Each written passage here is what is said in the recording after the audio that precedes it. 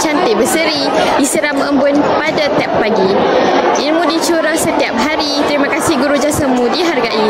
Assalamualaikum warahmatullahi wabarakatuh. Saya Puteri Wata dari Haiwan TV Channel. Pada hari ini, Sekolah Menengah Kebangsaan Darul Mahid 1 telah mengadakan majlis sambutan Hari Guru yang bertemakan Guru Pemacu Reformasi Pendidikan.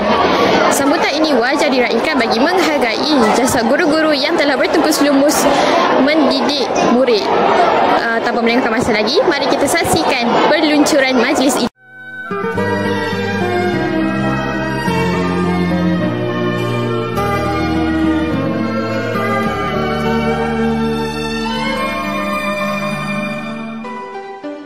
Takwalah kepada Allah walaupun di mana kamu berada.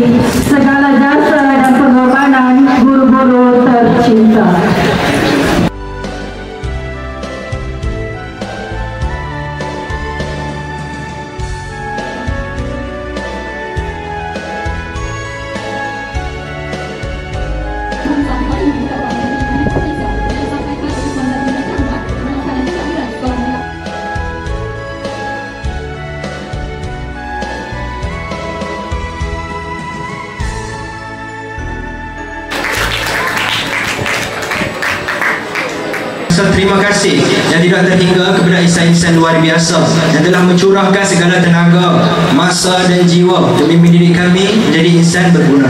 Tema Hari Guru tahun ini, Guru Pemacu Reformasi Pendidikan.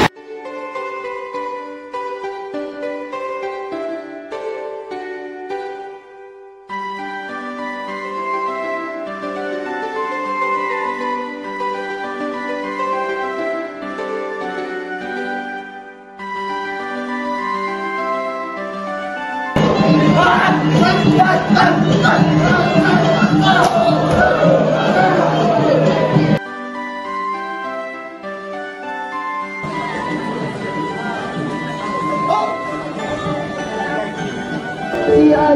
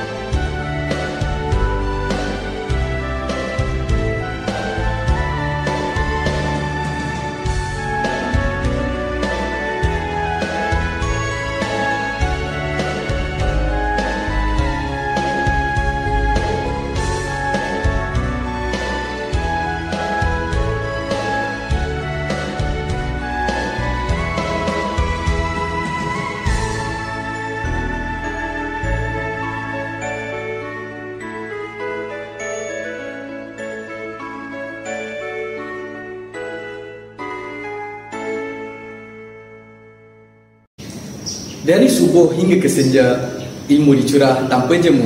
Cikgu cahaya sepanjang masa, menjadi tunjang bangsa maju.